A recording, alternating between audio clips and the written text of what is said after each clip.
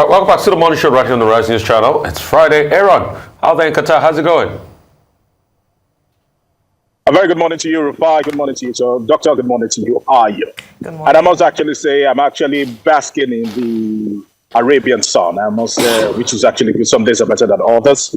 Today, it's literally just blaring down me. But nevertheless, let's actually just bring you up to speed with all that is happening. I'm actually just adjacent in Lusail Stadium, and I must say that at the moment, wonderful waterfront. But one team will be celebrating how they have taken this World Cup by storm, talking about the Atlas Lions of Morocco.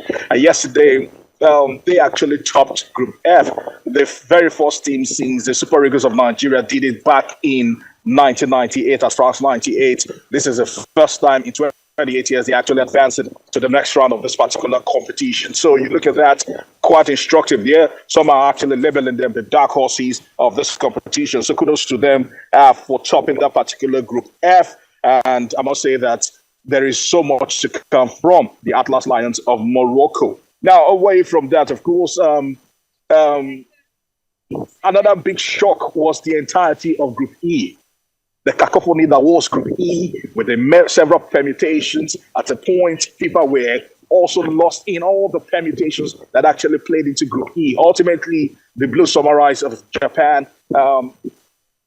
ripped to shreds Spain, the La Furia of Spain. And they can say at this World Cup that they've beaten two former champions, understanding that on their first outing, they beat the Mannschaft of Germany. And now they also put to the sword La Furia of Spain to top that particular Group E.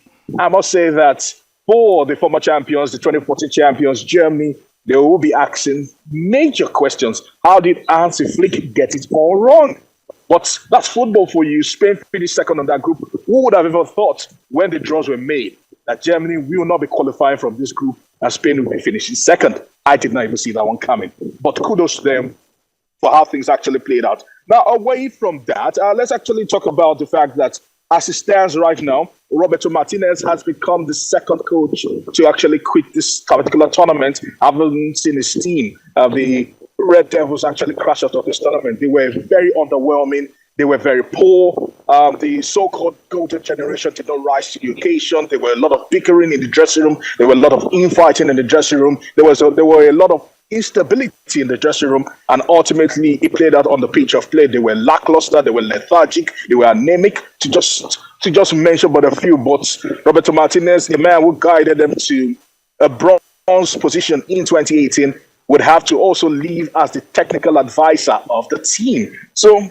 it's the impact of Group E yesterday and Group F yesterday is still being felt heavily. And looking at the result, like we've actually just mentioned, Germany won the game on the day 4-2 against Costa Rica. Costa Rica can hold their head high. They put in a massive showing, although they lost to Germany on the day. They could have qualified at some point because they led at some point in the game. And Canada also losing to Morocco. I must say, thumbs up to Morocco and Croatia playing out a hard-fought goalless draw against Belgium. I'm talking the Belgian national team. A lot of people are saying that Lukaku should take the fault for Belgium not qualifying for the round of 16. But before I go, we know on Sunday, the Three Lions of England will be taking on the Teranga Lions of Senegal. As we build up to that particular one, a particular Ghana MP decided to probably throw shade at Manchester United's Harry Maguire, and this is what he had to say. It can be implemented or cannot be implemented. But Mr. Speaker, I am not surprised. If you are a fan of football, and I'm happy to see you the other day jubilating when Ghana won. But there was a player in the United Kingdom, in England, called Maguire, who was playing for Manchester United. Harry Maguire. He's a defender. He was tackling everybody and throwing his bodies everywhere, that he was seen as the best defender in the world. Manchester United went and bought him. He became the biggest threat at the center of Manchester United's defense, tackling Manchester players and giving assist to opponents. Mr. Speaker, when even the opponents fail to score, Maguire will score for them.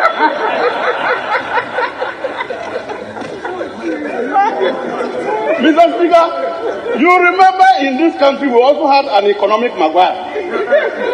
This economic Maguire went to Malata market and we're clapping, saying that this man...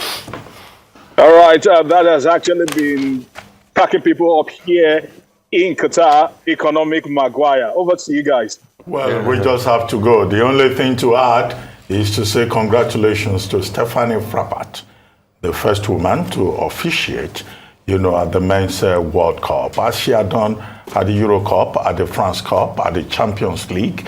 36 referees in this tournament. 5 of them are women from Rwanda, Brazil, Mexico, France, and Japan, Yomashita. But thank you very much, Aaron. And that's all on today's edition of The Morning Show.